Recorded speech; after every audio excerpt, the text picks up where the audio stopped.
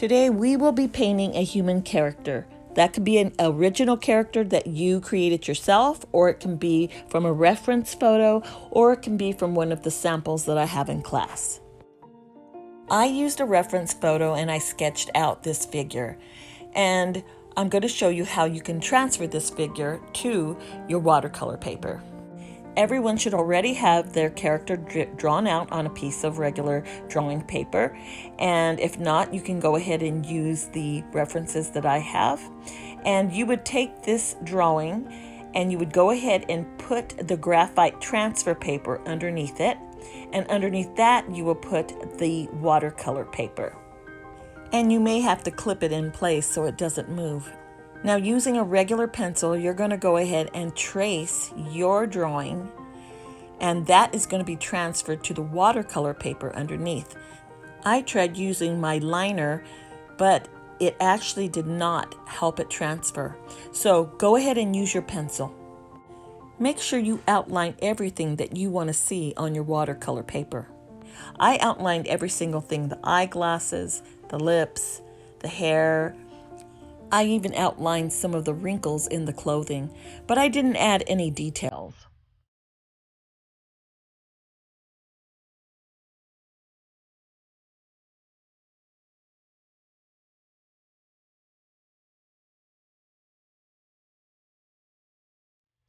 Once you're done, remove the clip. The way I like to transfer my drawings to my watercolor paper is I use a light pad. I place my sketch on top, I tape it down so it doesn't move. Then I take a blank piece of watercolor paper, I place it on top, and look how bright that is. I go ahead and tape that down and I begin to trace my drawing on my watercolor paper. The reason why I do it this way is because many times I will draw something and I'm really happy with it. Then I begin to paint because I drew on my watercolor paper, and then I mess up and I can't fix it. I just ruined a perfectly great drawing. So instead, you draw whatever you're going to draw on drawing paper, and you use that as a source, and you use watercolor paper to trace that on over and over if you continue to mess up. So you'll never lose your source drawing.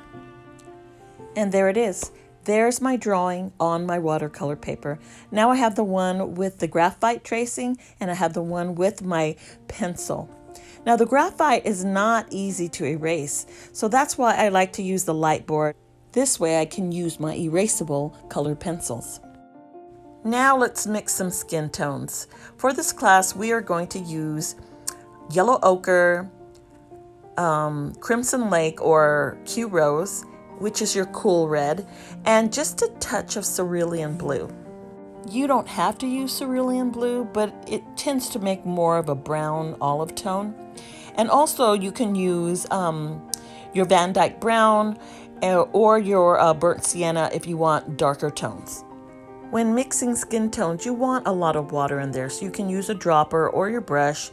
And I always start out with yellow ochre, and then I start adding a little bit of the crimson lake or the Q rose, just a little at a time. I'm talking just tiny little bits, and then I test it out. And if I feel like it's too yellow, I'll add just a tiny bit of the red again. And I will continue to do that until I find the mixture that I like. Now, you won't know what you like until it dries, because that's when you'll see the true color. If you feel that a mix is too dark, just put a little bit more on the side and add some more water. When we apply our skin tone mixture to our painting, we always want to make sure that we're using more like a level 1 or level 2, and you always want to tap off extra water. You never want to have too much paint on your brush. So right here I added a little bit more cerulean blue, and you see how it makes like a darker tone of skin. Also experiment with a burnt sienna and Van Dyke brown. Painting hair. Okay, so with painting hair, we could just do a regular flat wash. So that would be either wet on wet or wet on dry. If there's not much hair to paint, all you need to do is paint wet on dry. That's the easiest way to do it. It's just like a wash. After you paint the first layer, you can always try to put down a darker layer on top, wet on wet, so it blends out nicely. And while it's still wet, you can go ahead and pull out some highlights with your brush. When painting the first layer of skin, I always use the wet on wet technique. So I add water first to the skin, and I'm going to start with the face only and possibly the neck. Now you should already have your skin tone mixed up, and you go ahead and just drop it in the face area and just fill it in. And I always just sometimes go over the lips, sometimes I don't, it just depends. And I went over the sunglasses because I'm going to paint that dark anyways, so that will be covered. Now, while that's drying, I'm going to go ahead and add the water to the arms and the legs, and then I will add the skin tone to that area. And if you need to, you can use the tip of your brush to just clean up the edges. Now that the face and neck are dry, I'm going to start with the hair. Now I'm using a juicy brush full of paint and water, but I realized that because I have a lot of hair, I should have worked wet on wet because this can dry really quickly. And so I'm using a lot of water and pigment right now, mostly water, because I'm trying to work really fast to get that hair filled with water. So now I'm working wet on wet, and when I add paint, it will blend out nicely so that I will have these soft edges and no hard edges. Once it dries, I can go ahead and add more details.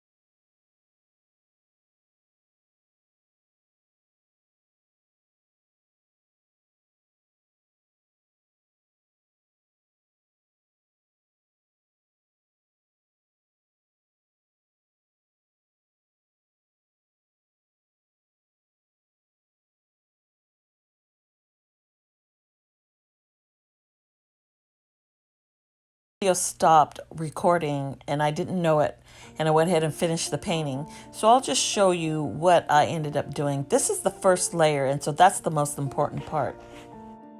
Once everything is dry, this is when you can add your details, wet on dry. So the hair was dry, I added some darker pigment of purple, and I added details, little lines of hair and strands. While the hair was drying, I went ahead and added some details to the t-shirt. I added some pure pigment of the opera pink. I also added a little bit of the crimson lake, and I added some details, again, wet on dry. And then I did soften some edges out. If I felt like the edges were too hard, I softened them out with my brush. Once the pants were dry, I went ahead and took off the salt, and it made this really nice grain.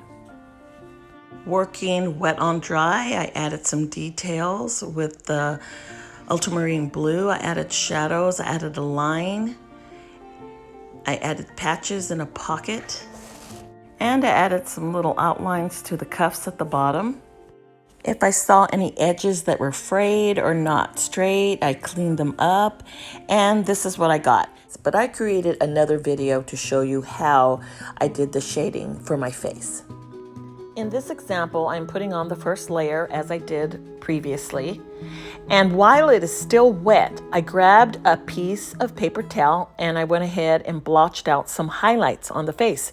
Now you don't have to do it this way. You can always use a dry brush instead. This is just one way of creating a highlight.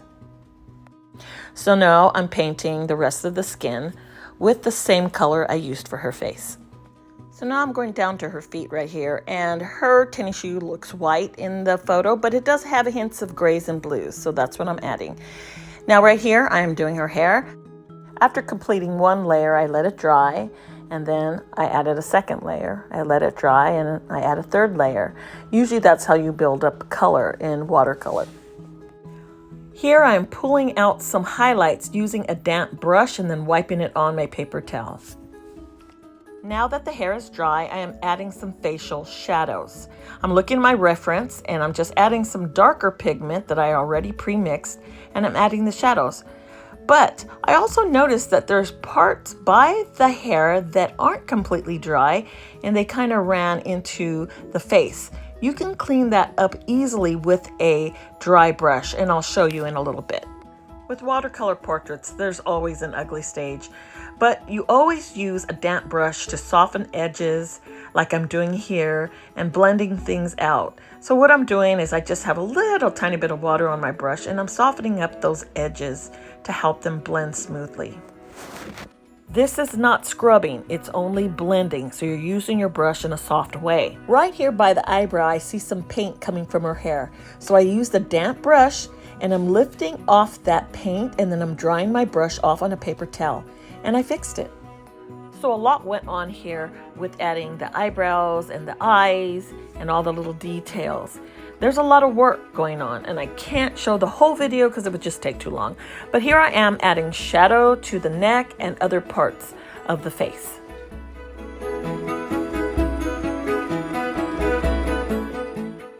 Okay, so with my darker mix of shadows, remember we make different mixes of skin tones, light and darker. I'm adding the shadows to the arms. I'm looking at my reference photo to see where the shadows are and darker parts of the skin.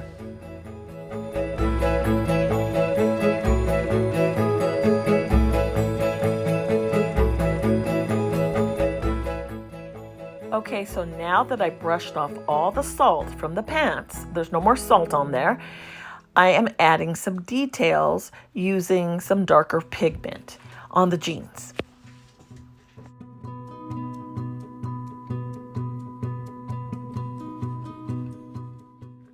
Looking at my reference photo, I'm adding some darker pigment for the shading on the jeans, and I'm coloring the cuffs with a lighter blue.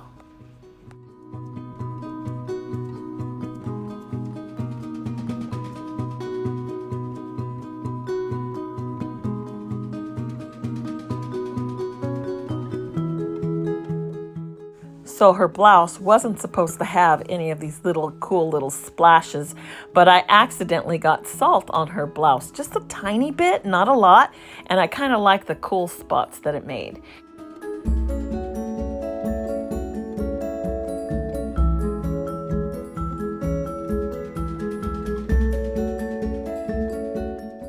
Now here we have another one. This is going to be a lot smaller than the one we did before. So for those of you who maybe have a smaller image to paint, this one's going to be probably a little less complicated. We're going to do the same thing by adding the first layer.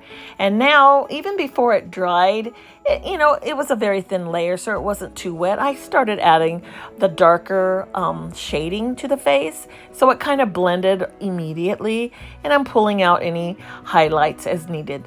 Now this particular painting's not going to be as super detailed as the one that I did before because that might be too advanced for you guys. So if you want to do something that's more simplistic, you can do it this way, where you just add the skin and then you add the shadows. And again, it's not going to be super detailed like the one I did before because the face is very little. But here's the thing you can do. Here's a tip. You can always use your brown Sharpie, the pointed one that I have, and you can borrow that, and you can go ahead and create those outlines for the eye and the eyebrows, and you can add some details to the hair. This might be easier for you if you have a very small image that you're painting, and you may not be comfortable using a small brush for the details. And if you're not comfortable, use your pen, but make sure your painting is dry before you use the pen.